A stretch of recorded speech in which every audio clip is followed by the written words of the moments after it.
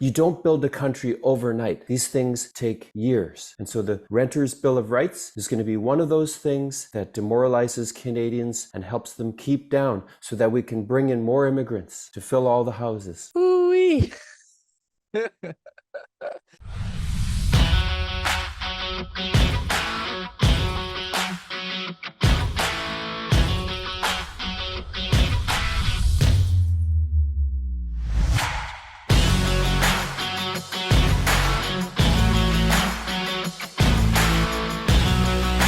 What is going on?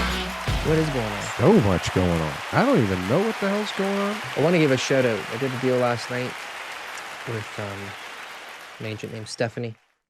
Her husband listens to the show. So I want to shout out to Stephanie's husband.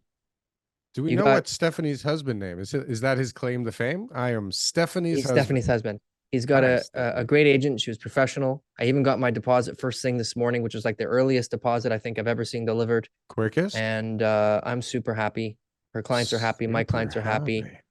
Two other buyers are not happy because they lost out on a great house in a great area. But either way, can we have some details? Good area, good part of town? Yeah, Woodbine and Danforth. What kind of price point? Detached house. Detached house, Woodbine and Danforth. Oh, that's got to be pretty 1.3. 1.3 detached house. 1.3. What kind of lot size is a 1.3 at Woodbine and Danforth for a nice? It's a mutual drive. It's a mutual drive. That's not some updating. Yeah. And overall it was a good house, right? So bottom line is it's sold. That's not a lot size. What was the lot size? Lot size is like, you're making me look like I don't know what I'm talking about. Oh, I'm sorry. I didn't know you were evading the question on purpose. Something like that. It's like 25 by 100. Yeah. Got it. Okay. So that's good. So look at you selling a house every goddamn week in a downturn while we have a housing crisis. Well, this week I was away. Winning awards. TK won a crazy award. I sold 3 this week because I was away on vacation. So when you're on vacation, this is what happens. You have I gotta go on vacation. But I had one deal fall apart, and I'm trying to put it back together. That's the worst. What kind of deal? It's a 3-unit property in Scarborough. The person who bought it, paid a pretty penny for it. We were really happy. I thought, wow, I'm going to help this lady who's, in a tight spot. And her financing, she needed an extension. When she asked for an extension, we were like, can't you just firm up? And then she's like, you know what? I don't even want the house anymore, and sent us a mutual release. So I think it was because she couldn't get her financing.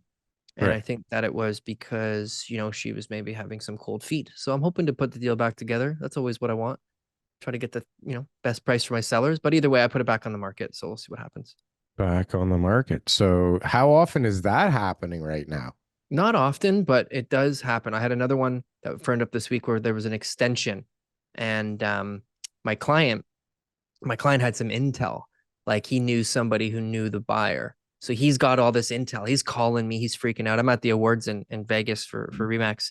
And it's the night, like the big night. And he's freaking out. He's telling me that he was right. He knew this was all a scam, that his friend told him that the guy doesn't have his. He was going on and on and on and on. Right. And he's a buddy of mine. Right. So I'm just kind of like joking around with him and we're having a good time. But he's texting me like every 5 minutes to tell me how he was right and I was wrong. And so then at like 9:30, because I kept telling him, I said, they got till midnight. I said, just chill. And I'm trying to like do the award event and stuff like that, awards event. And at 9:15, I just got a text, notice of fulfillment sent, conditions waived. And I was like, told ya. Whoa. Yeah. So people are struggling. Financing's tough. It's not easy. Financing's getting tougher. So you have to be very diligent as a buyer's agent. So I put a buyer deal together this week. So, like I did my job. Like it's really simple, like get them pre-approved, go and find out what their buying, capabilities are. Talk to the mortgage broker yourself. If it's a complicated situation where you can't get them pre-approved, like it's a B lender or something like that, but like really know what you're talking about. When people come to me, it's so common that the agents are just like, well, we still got to take them to the bank. And well, we're not sure. And we got to do this. Like a week-long condition is enough to be able to get somebody approved if they're pre-approved, right? With the deal. Pre-approved. A commercial deal, 3 weeks, no problem. Like you should be able to get the financing done. If you got all your ducks in a row, you provided all the documentation. I don't think that that's true for commercial. Definitely not for development land right now. Not private deals like what you're doing. It's Come on, that's crazy freaking though. nuts.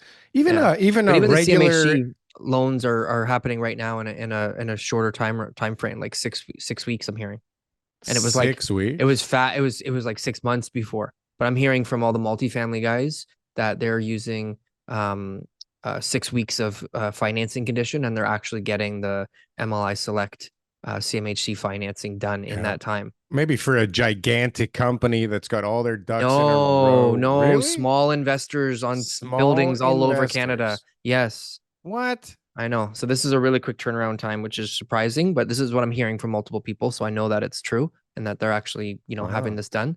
Um, Other than that, They can't uh, be high ratio mortgages then. They got to be pretty easy and straightforward to get in 6 weeks of CMHC loan. I mean, that doesn't sound right to me, but hey, nothing who does am right I? now. Who am I? Who the hell are Who am you? I? I'm not giving the money out. I'm not the That's one that, for if sure. I was lending the money, I'd do it in 6 days. I had somebody call me looking for some money this week, like Yeah. wanted to borrow some money. I was like, That's what happens when what you're the hell's going on on the here? Canadian real estate show. People are I'm they not just lending assume you because money. we have Crazy. so many viewers that YouTube is just paying us so much money. Now, So on much that money. note, if you're listening to this show and you've decided that you're interested in the content, maybe you're not too sure if you want to listen to it every week. Maybe you just want to see what happens next week to figure out if this is something that you would be interested in. It's a very soft commitment. We're not asking you to get married. We're just asking that you subscribe to the channel, that you like the video. And if you really, think that this is a great channel and you want to let us know, you can let us know in the comments and we will reply. And if you really want to support us, if you're like, I've double subscribe, I've triple subscribe, and I want to one up Don because Don is triple subscribed. You can share the video Ooh. and you can share it on your social media. You can share it on your email list. You can just share it with your 14-year-old son who lives like 3 bedrooms over from you. Just share the video, share the content, and we appreciate you. All right, back to our episode. Darryl, what's on the docket today? Darryl's always got a plan. I've got a plan here. If Have you've you noticed, he's looking down at his plan right I've now, got- ready I've got to talk about it. so many topics. I All don't know right. what's going on with my mic here, though. It sounds I've fine. got so many topics that I want Yeah. to talk about, and I don't know where to start. I know exactly where I want to start. This Baltimore bridge situation, TK. Are you appraised of this situation? Give me the load. I heard about it and I was just like, Heard about it in these bridge passing. taxes are a little bit Bridge taxes. What the hell are you talking about? Okay, so go ahead. Baltimore, Yeah. the container ship smashed into the bridge Yes. and destroyed the bridge. Yes. Okay. And what's interesting about this bridge, do you remember a little while back this little canal we had never heard of before that ended up being one of the biggest shipping lanes on the planet, right? And one freighter in the Suez Canal that kind of turned sideways for a week really screwed up inflation for a lot of people, right? You remember that? Yeah. That was one of the big reasons why we had That's a lot what of they were telling inflation, us. right? I don't know. That's what they said. Couldn't get our products and we couldn't get That's our what they told us. products. They and said we it was couldn't get our products. it was the ship's fault. Go ahead. Well, but this bridge, TK, is magnitudes larger than losing that shipping lane for a week because this is an extraordinary port in the USA. This bridge ties all kinds of really important stuff that gets shipped across that bridge on a daily. That thing is gone, man. Gone. Like nothing is getting shipped over that bridge for a long time. And so while we're trying to fight inflation here, this is going to be major. Not that like these wars don't have an effect. And surprisingly, with all these wars going on, the price of oil is relatively stable. This is a huge diesel shipping lane. This is going to, I think, have all kinds of ramifications on inflation, which I don't even know what happens with Canadian home prices if inflation rips again. Like, I'm so confused with how things work right now that I don't know what's going on. And now you see articles of the Fed saying like maybe no rate hikes.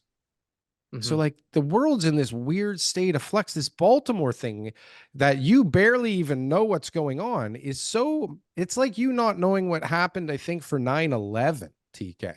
Whoa, hey, ow. Yeah, like, comment, subscribe. I'm double subscribed. Do it yourself. Didn't get to fix the show, though. Didn't get to fix the show. Please subscribe. And that's what it feels like. But what I'm used to is the over sensationalization of these type of issues that are around the world, where people feel like the world is about to end because they're waiting for that one major event. The Suez Canal was different because you had a lot of international shipping that was going through there, that was coming from places that were, vital to our our infrastructure, our businesses, the just-in-time shipping type of format that companies have been using for the other side of the planet. From the other side of the planet.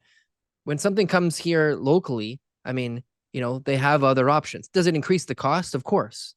Time. But if it's been able, if you've been able to get it to North America, and they need to be able to, that's half the battle. Port that ship somewhere else and get that trailer off the shipping container off the ship and truck it across the USA in a different way, or Canada, or whatever it is. There's a solution there. And yeah, it might be more expensive. Burger. Okay.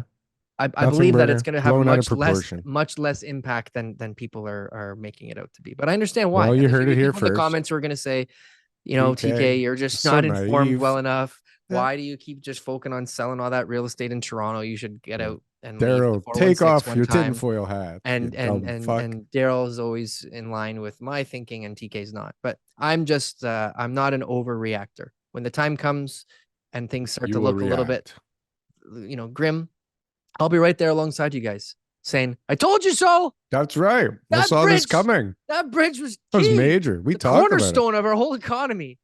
Okay, fine. So the Baltimore Bridge, big nothing burger. That's fine. What about this? Give me another one. Well, we should probably talk about real estate, right? This is the part of the show where Darryl stumps TK. Come on. Stumps TK. What about the solar eclipse? You want to talk about the solar eclipse next week? No biggie. Listen, the solar eclipse. Okay. Don't you remember when the solar eclipse happened when you were young?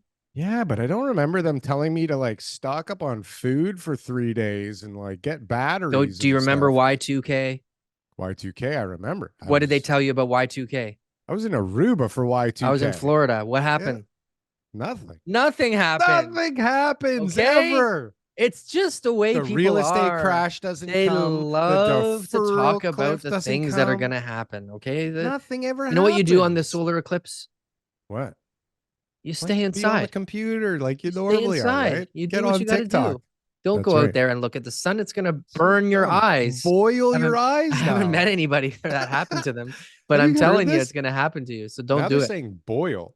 Boil. It's going to boil the water in your eyes. But just please stay inside on the solar eclipse day, and don't think that it's going to be the end of the world, and don't buy 3 days worth of food. Okay. So okay. So just as nutty, we have the Prime Minister coming out with the Tenants' Bill of Rights. That has something to do with real estate, doesn't it? I love the Tenants' Bill of Rights. What is it? Renters' Bill of Rights? Tenants' Bill of Rights? Whatever it is. Renters' Bill of Rights for Bill tenants. Of Rights for tenants. Is so... What do you think, TK? It's so overrated because it actually works against the tenants. Let's just work how it's going to work against the tenants. Yeah. If your rental history ends up being on your credit bureau, right? And they're saying, good tenants are going to be rewarded for their payment history, right? What about bad tenants? Exactly. What about the people who are missing their rent payments and then it affects their credit bureau? What about borderline tenants that are like, right? It's only 3 days, bro. Now, it's only 3 days. Who's responsible for reporting something to a credit bureau? When you're dealing with TD Bank and TD Bank says that you're 90 days late on your credit bureau, what does the credit agency how do they treat that? They're like, TD says you're late. You're late. You're late, man. There goes pay your credit. freaking bills here. All right. Yeah. Now, my tenant, he calls me all the time. I got to change his light bulbs. I got to fix the squeaking door hinges, all that kind of stuff. He's paying rent on time every month.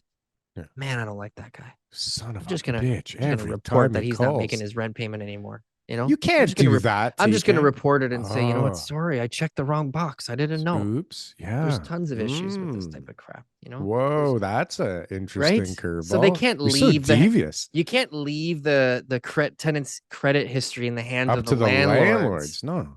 No.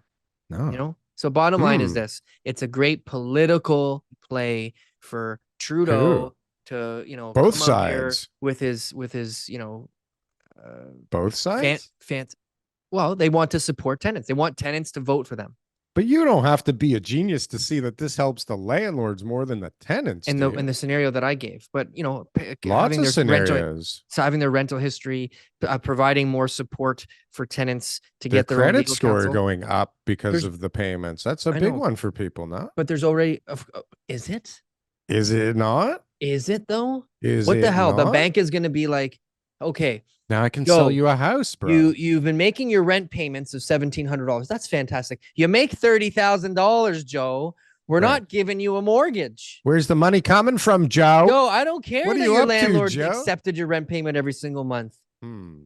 right? Hmm. You only got $5,000 down payment, Joe. How are That's we going to right. give you a mortgage with only $5,000 down? You can't even pay the closing costs. I think it'll have a great effect on the landlord tenant board waiting list. I think I'm all those hoping that this is people, in disguise, right? secretly. The Secretly. powers that be are trying to make it so tenants who don't pay their rent will affect their credit a lot easier. But there is lots of other places where tenants' non-payment of rents are on their credit bureau. You can have that judgment granted.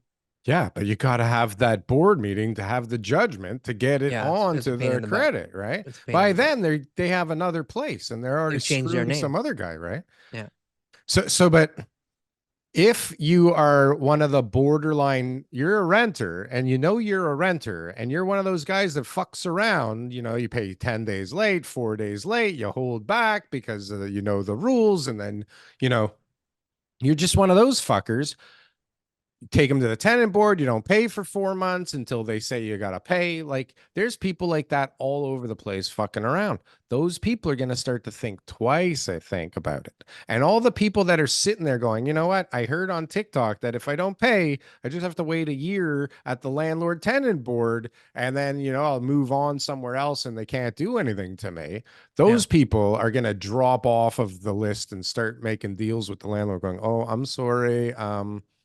Here you go. Let's settle. Let's get this out of the lineup, right? That's what I think is going to happen from this. I think the bottom line is it's another nothing burger. They've also got the rental history of the rental unit. This I don't to understand. stand. Explain this one to me. How does Look, that help anybody? look, I was trying to think, actually.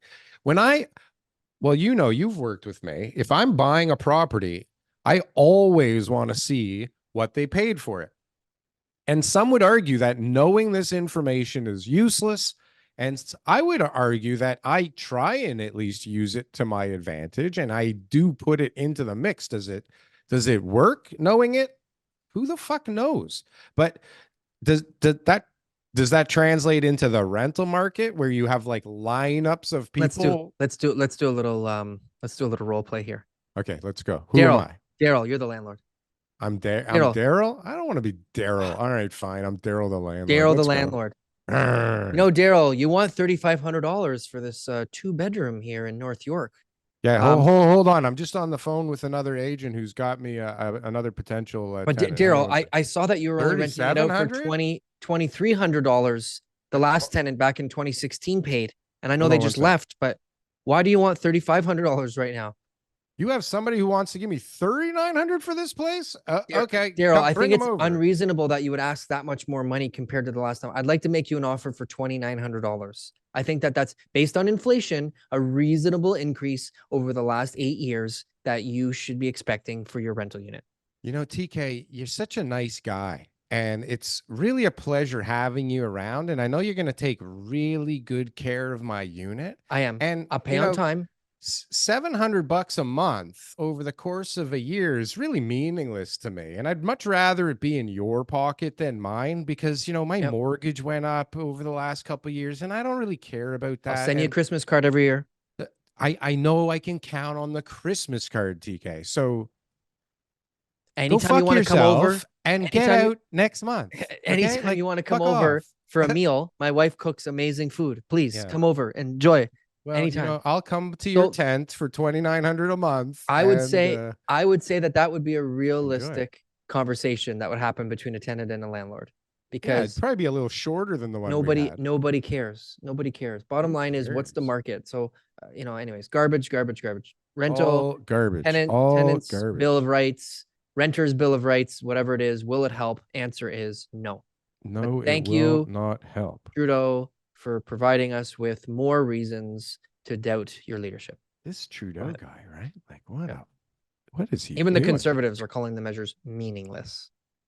Well, and so I think that Ford in Ontario, and I don't know who the premier of Quebec is, but they've rejected this, saying that this is an overstep in jurisdiction and that this is not a federal issue. This is a provincial issue. And if you remember our What else is not a very federal first issue? skit, right? Yeah. This is Housing's housing not a is federal issue. federal issue. And Yeah. now all of a sudden,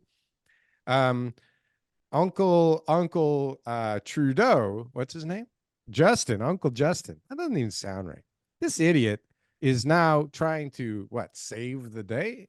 Is this a save the day measure? This can't even be a save the day measure because TK called it a nothing Political. burger. It's political. And But tied it tenants to feel the good. bridge in Baltimore. Tenants feel good. People vote on their feelings. They Tenants say, feel "Ooh, he good. cares." Anyways, let's move on. Let's not talk about this. Okay, For too long. let's move on. If we could ever get an opportunity to talk to Trudeau, like, I would tell him for sure that that tenant's bill of rights is not going to work. But anyways, not going to work, not going to help. So did you hear, TK, that the Canadian population has surpassed 41 million now? I heard this. And this is absolutely why are we surprised? nuttiness. Why are we surprised? Yeah, like if you add 40 million to 1 million, you get 41 million. Like, this is simple math here, guys. We've been talking about it for a while. That's a lot of people in the last Is couple it a lot of of people? years. There's more people in Mexico City. But there's more anyways, people in Mexico City? I don't know what Mexico City's population is, but I'm sure it's probably pretty close to that. Are you deflecting everything I say? Mexico City's for only a reason? 8.8 million. Damn. 41 million people, TK. When I remember, seeing how close we were to 39 million not too long ago. And then it was like, boom. That's a lot of extra bodies to house and feed and keep healthy. And we talked about this last week, about the people who are willing to live in conditions that are not the same as you and me. Like, you and I, we've been here our whole lives. We're not going to go and live in a house with 7 or 8 people. We're not going to go live in a place where you're going to have, one person per room, sharing the kitchen, sharing bathrooms, all that kind of stuff. To us, that's like, we've been here long enough that we've got the privilege of being able to have that type of lifestyle, and that's something that we probably take for granted. But when somebody moves here and they look at what their options are, they're going to say, you know what, I just need a place to sleep so that I can go to work, so that I can save my money, that I can send it home, so that I can buy a house, so I can do whatever they need to do. And so, the housing crisis, although it is a crisis and prices are higher, and then they need to be, and what people can afford, we're actually not at that point where this extra population is going to put as much pressure on housing prices as we think. Well, I know that's not realtor talk. Realtor talk would be population is growing. People are going to be needing a place to live. Prices can only go up because we need more and more places. But these people can't afford these prices. And the interest rates aren't allowing anybody to go and borrow their way into home ownership. And what I think is actually going to happen as a result of this massive immigration boost and the prices in certain areas is it's going to force Canadians, immigrants as well, to spread out throughout the country more, because we're very concentrated. And our average prices are based on, 4 cities, really, because the other ones do such little volume in comparison that they don't really move the needle, right? So I don't think that that's going to be as... So do you know who moves to other parts of Canada?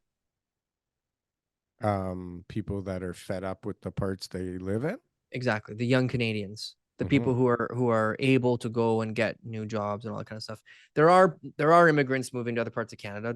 We had Art on the show in New Brunswick. They have a lot of French African immigrants. We've got people moving to Calgary, Edmonton. There's new Canadians going to all parts of Canada, but the vast majority still want to come to Toronto. The vast majority still want to come to Vancouver, and that puts pressure on our infrastructure and the housing that we have here in existence. And so that's what I'm trying to get at is, even though we've got this huge increase in the population, it doesn't necessarily mean that we've got this major housing shortage. I know that there's people living on the streets and that there's obviously a need for housing, but at the end of the day, most of those people probably do have options that they're not willing to look at. Maybe there's mental health issues, addiction, all that kind of stuff. That's why they're not able to go and look at those options. But at the end of the day, most people, what they do is they just find an affordable option for them. They go and live with multiple people in one home. They go and rent a room. They go and find a place that is going to be suitable for their lifestyle that they can afford, which, renting a room right now, what, $700-800 minimum? A room, yeah. A room, A yeah. bed is $700-800 in a I think room. most people, if they're working a minimum wage job or something like that, they can afford the room rental of $700-800, right? And so that's what people will do. We'll just have more and more people living in each home. The number of people per household will increase. The issue that we've had over the last 30 years is that the number of people per household has been decreasing. Right? The baby boomers are getting older, and so that there's less and less people. Kids are growing up, they're moving out, and we got these big, huge houses with nobody living in them anymore. And so those will all start to change hands over time, and then we'll get back to more of a balance. So I guess the point that I'm trying to make is we actually aren't short as many homes as people claim, especially as much as the government claims. The province is talking about those $1.5 million homes as if, one, it's like, if we don't reach that goal, the world is going to end. And two, like, we actually will reach that goal, which they won't. They're starting to count beds in seniors residences and saying we created more homes, and like the way that they're like calculating homes and stuff like that. They're like, well, there was a bed opened up in a seniors residence in freaking Parry Sound. They're also counting 480 square foot 2 bedrooms as, adding 2 bedrooms. But these are the things that are I think misleading, right? Is that they've come up with this number, CMHC, not a very reliable source for information, unfortunately, and their whole mandate is to be able to provide us this type of information, but they forecast things in such a negative way that I don't know if that's just part of their shtick, and that they're just trying to be able to control, markets and control certain dynamics that people are going to be using for, their decisions on building. But we got a ton of properties coming up, power sale. There's a ton of development that's got approvals that nobody's building. We've we're in a state right now where I believe that, we're not going to build a lot over the next 5 years. There isn't going to be a lot. We're going to have record numbers of immigration, and that, prices aren't going to skyrocket like everyone theorizes, so it's kind of like completely against the narrative. Everyone's kind of just like, well, if more people are coming in and we're not building any more houses, prices are going to go up. It just doesn't work like that. People adjust, their lifestyles adjust, and that their expectations adjust, and that they find ways to be able to make their lifestyle work. And that's what people are doing, is as they come here, they're all shipping into one house, and they're going, these are crazy prices. Why would I want to pay these? It doesn't make sense. I would rent right now. In my honest opinion, I would rent right now. If I needed a place to live and I was going to just go out and live somewhere, and I was trying to figure out an option as far as, where do I want to land with my family and all that kind of stuff, I would rent. Even though rents are sky high, I'm going to pay $40,000 a year for rent. Great, no problem. When you factor in interest and all those other things that are going to be associated with home ownership, all those other costs, whether it be repairs, property taxes, insurance, all that kind of stuff, you're probably going to still be paying out 40 grand at least, just in not including the principal. Obviously, principal, you're going to be paying more than 40 grand a year, but take away the principal repayment aspect. Just in those expenses, you're going to be paying more than $40,000 a year. And if the property value doesn't go up, if it goes down, that's bad. But if it doesn't go up, all you've done is really paid off some of that principal, which is great. It's a forced savings. But if you just took that money and saved it yourself, aside from paying your rent, you'd still have the same amount of equity, and then you can move wherever you want. So there isn't really a case right now that, for me, based on my experience, is telling me like, hey, now's a great time to go and buy into this market, and it's going to go up really soon, and that you're going to take advantage of the situation the way it is. I wouldn't give that advice right now. My advice to people who are buying as first-time buyers would be, look at what your personal situation is, because maybe renting for a couple of years is the right move, and then you can buy later on and get into the market when it's when you're sure that you want to live there. I'm just seeing too many people sell their homes right now who bought over the last couple of years, and you lose so much money when you don't have like a 5-year plan to live in that house. If you have to sell within 5 years, over the history of the market, very few times people have been able to get their money back or profit. Most of the time, the market went up sort of marginally. And by the time you factored in all your expenses, real estate costs, everything, you're losing money or you're breaking even. And it was kind of like, okay, well, why did you buy it then, right?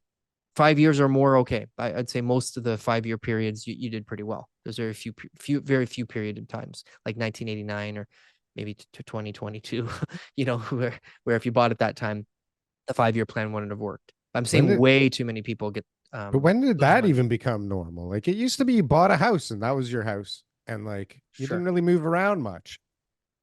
Maybe if all of a sudden your life changed drastically, but like most people just started flipping their house. Anyways, TK, did you give the code to the meeting to somebody else today? Because we're not really supposed to have a guest, and somebody's in the waiting room, and I don't know what's going on. Well, we're using my personal link today, so I've given it out to a lot of people. Let's see. We're recording on my personal I don't know who this is. page. Well, we just got a call from you, so we're kind of wondering who it is that's calling us. Well, welcome to the Canadian Real Estate Show. Well, I'm glad that you told me what I was meeting you for today. I'm very busy in Ottawa. What are you doing in Ottawa? Is this Trudeau again? Oh, you guys, I visited you a couple months ago, and you should be grateful that I've blessed your presence once again. Blessed our presence. Blessed our Mr. presence. Prime Minister. I'm surprised you'd come on this show, considering. Yeah, surprised that you. I mean, we are the #1 Canadian real estate show out there. So, I mean, I guess if you're going to pick any show, it would be ours. But what's going on? Like, we were just talking about this, and I said I had a chance to talk to you about this new tenants' bill of rights or renters' bill of rights. Like, where did this come from? Well, because we've got extra carbon taxes and more things to pay for that Canadians have to step up to, then it's just a matter of, you don't build a country overnight. These things take years. And so the Renters' Bill of Rights is going to be one of those things that demoralizes Canadians and helps them keep down so that we can bring in more immigrants to fill all the houses.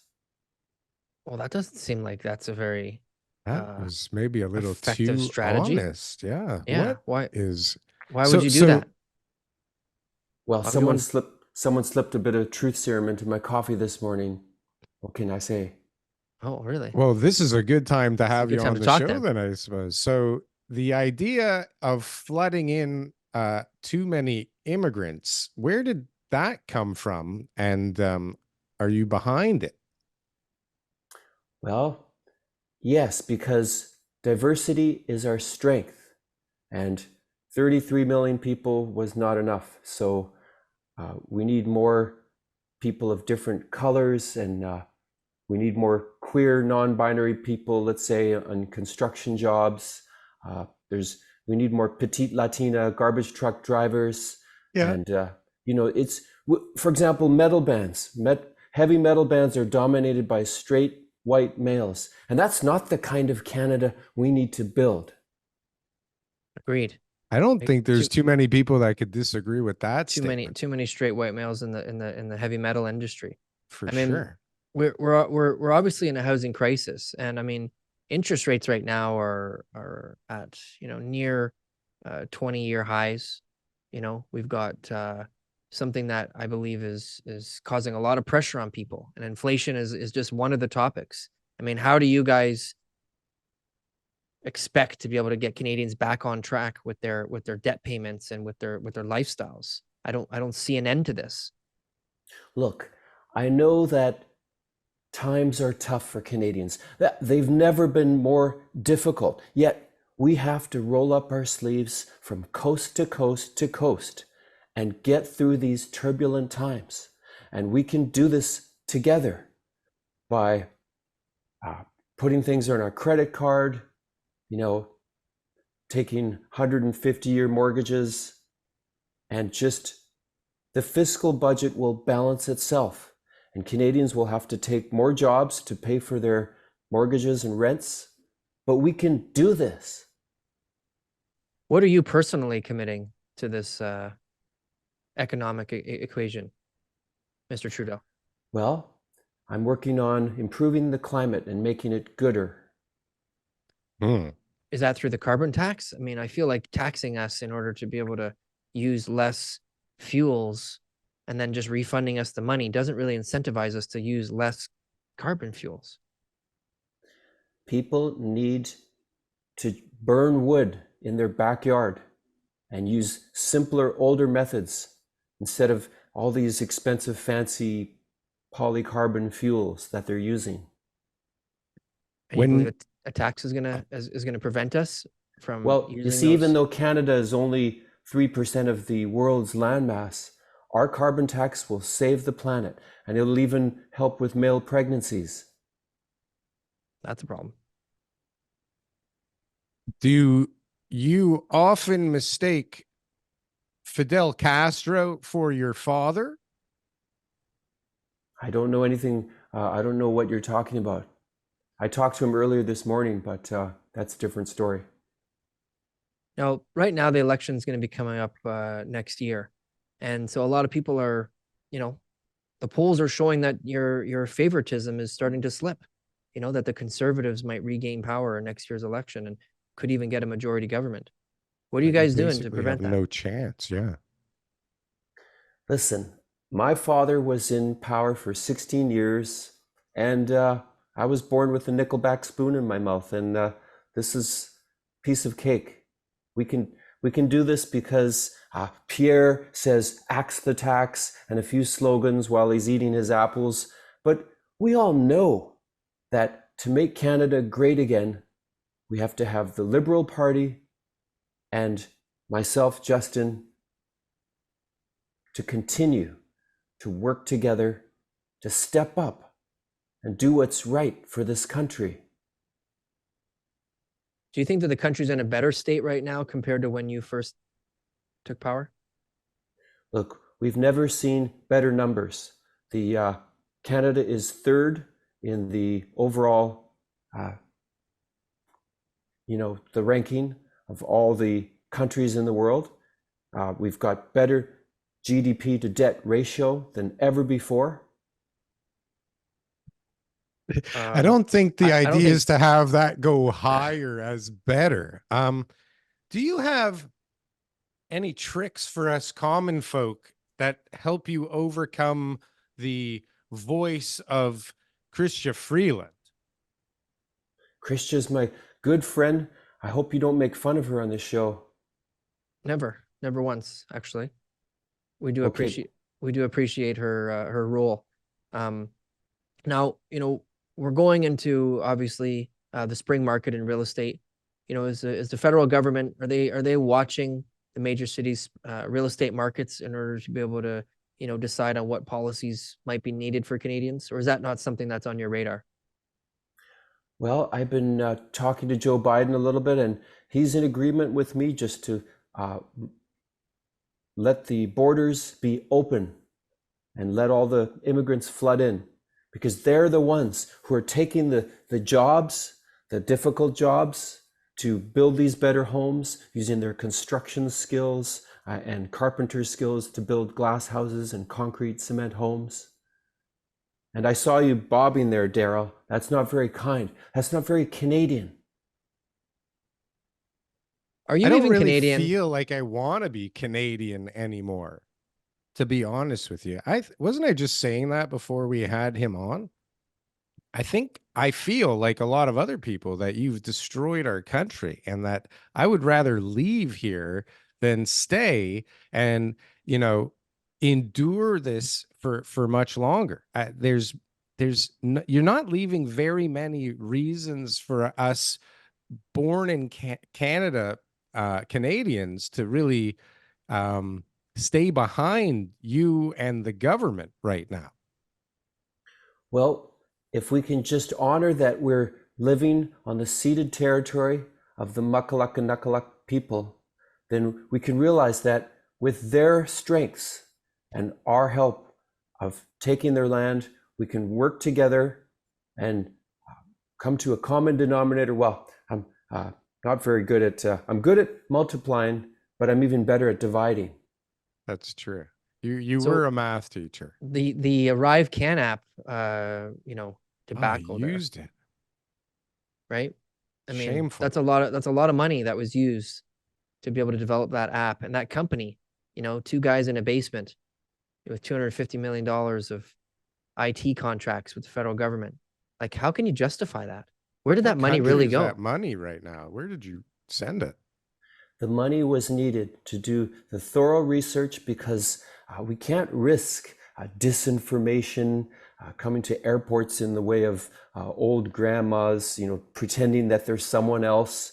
We need to know who they are and to get all the information on their medical passports and their medical history so that we can decide whether to let them into the country or not, because we have too many grandmas lying about their status and pretending to be Indigenous or other colors that they're not.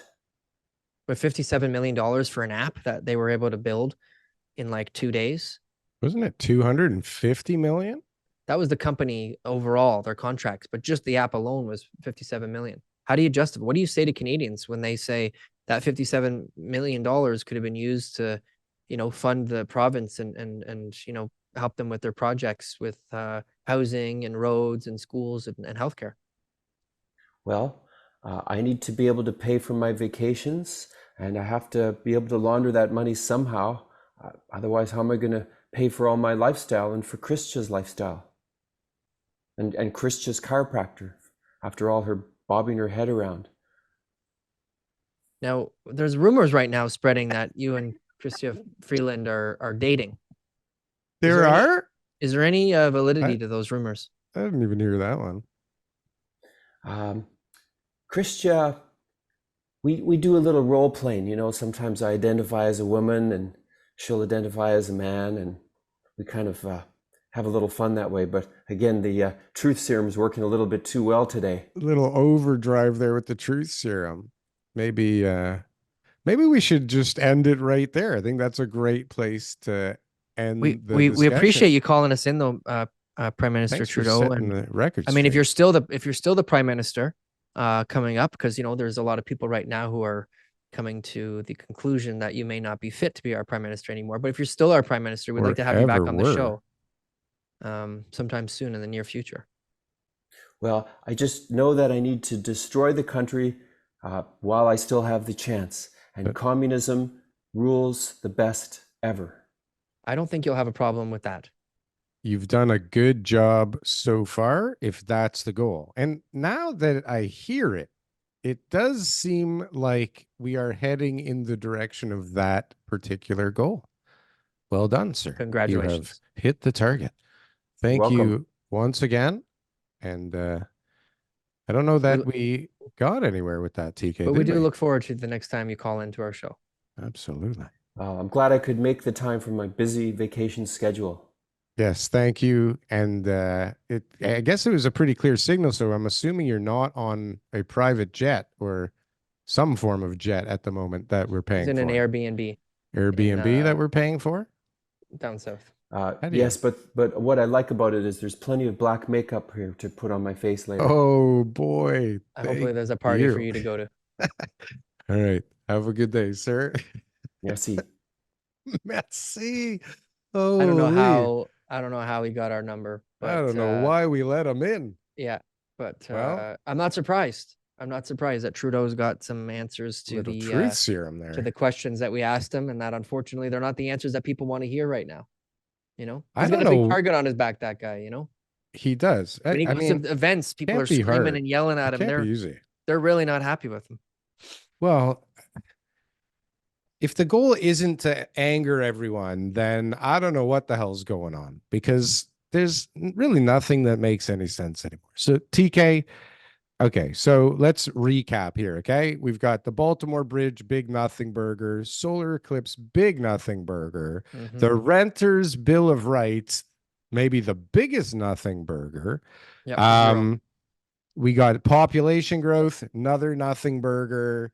We had the Prime Minister of Canada on, and that seemed to be the biggest nothing burger, because that guy's a He's not useless doing tool. anything. That's for sure. Mm-hmm. It's surprising that he's empowered, because it seems like everywhere else it's like really old people that they must have something serious on this guy to have so much control over him at such a young age. He must have, we know about some crappy things he's done. He must have a list that we don't know about, that must, like, why would somebody do this to a country?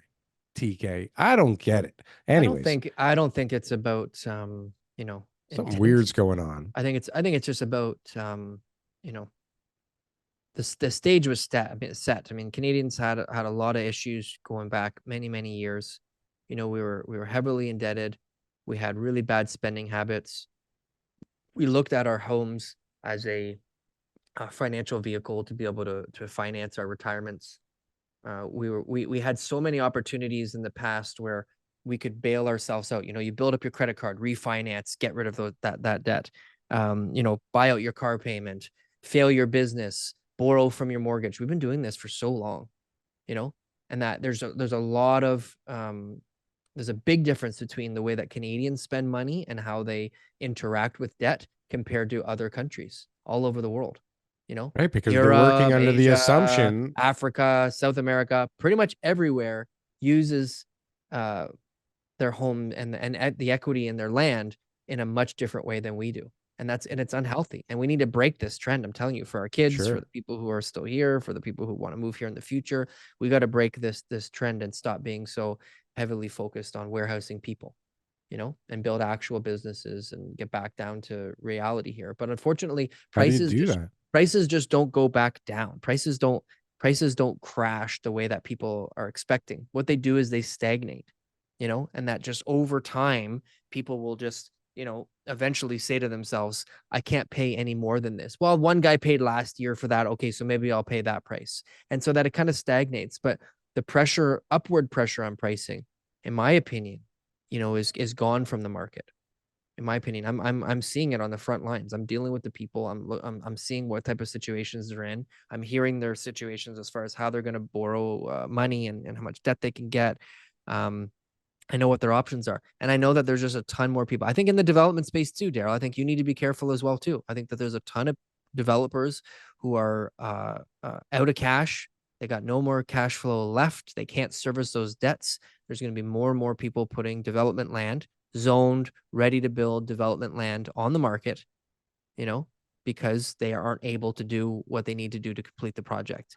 And that is going to be something that we're going to see a lot more of.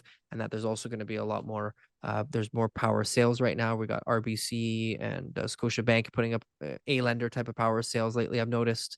So that's something that is new. It's not just the private lenders and mix and B lender guys who are all trying to, you know, get their money back. But there's a huge increase in people who just can't afford those payments anymore. And those payments aren't going down anytime soon.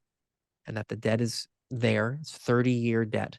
Like it's not like it's like 3 years goes by and now it's at a manageable point. At the end of the 5-year the term of your 5-year, 30-year amortized mortgage, the end of the 5-year term, you have paid off maybe 3 or 4% of your loan. You know, a very small amount because it's front loaded with a bunch of interest as right? well, right? And so like, you're just like, what have I done? Like I haven't even, you know, taken a chip out of the principal here. How am I going to be able to get out of this? And it's demoralizing as people hang on to that debt and people pay those payments over and over again. And each year they get a statement that says they haven't made any progress on their principal repayment, and that, you know, they're struggling every single month. They're working 2 jobs. It's demoralizing. When you're Sure. when you're in a home, okay, and you're working 3 jobs and you see that your neighbor just sold for 100 grand more than you bought it for, and you see that you've paid down your principal 50 grand a year, and that you've made all these huge monumental achievements, you start to like feel really good about yourself. You say, wow, this home ownership thing is really great. And I'm thankful that I'm working my tail off in order to be able to pay the bills for me and my family. It makes it very rewarding. Okay. That's why we're in this mess. But when times go, and this has happened in the Great Recession in the States, and this happened in the 90s, and people are watching that equity decrease, they're watching the value of their homes go down, they're seeing that they're not making any progress on their principal payments, they're working a couple jobs. It doesn't last forever. You do that for 2 years and you're spent. You're spent. You do that for 6 months and you're spent, but maybe you can weather the storm.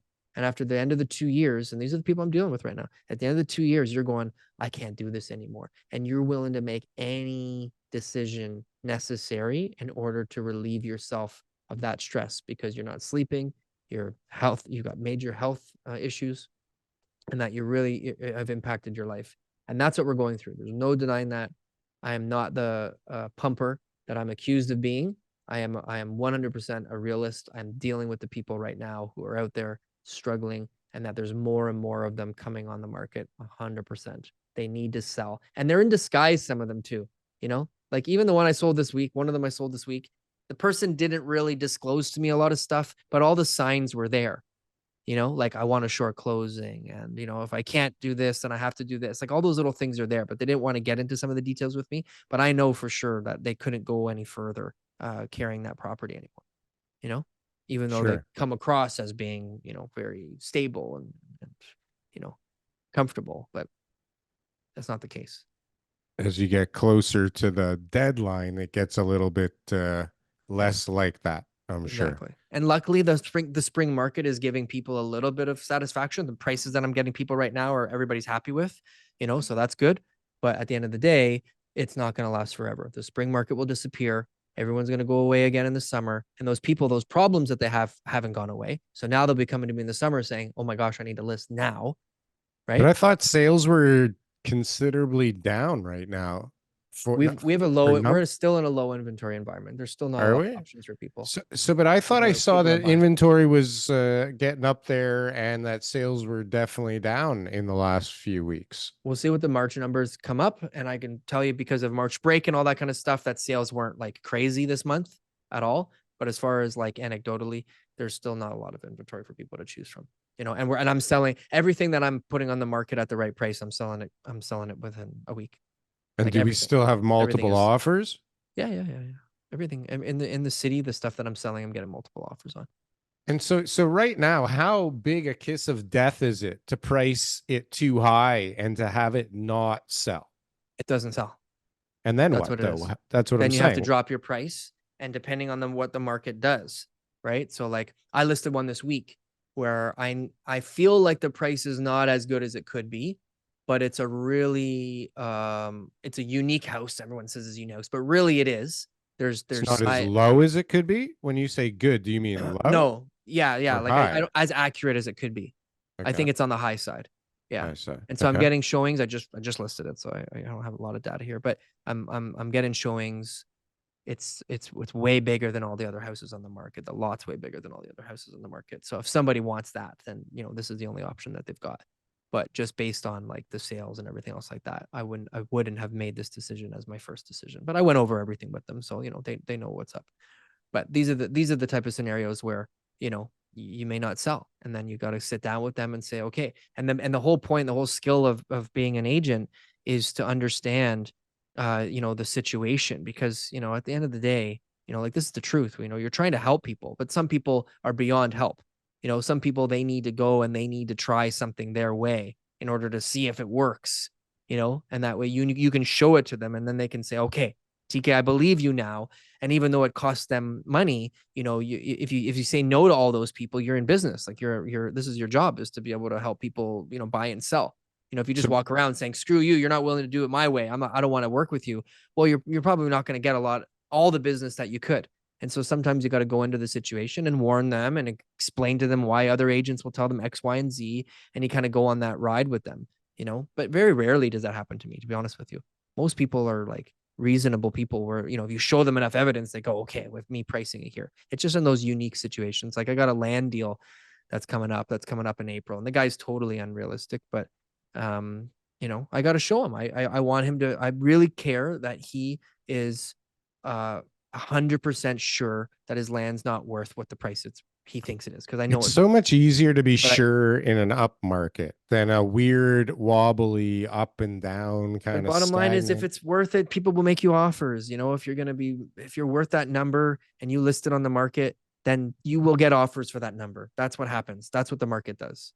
You know, it exposes it to the people who it needs to be exposed to. And if we're marketing it and then it's on the MLS and then you've got your other, you know, things happening in the background through your contacts, then that's enough people for you to be able to have empirical data to bring back to the client and say, hey, this is what you're worth.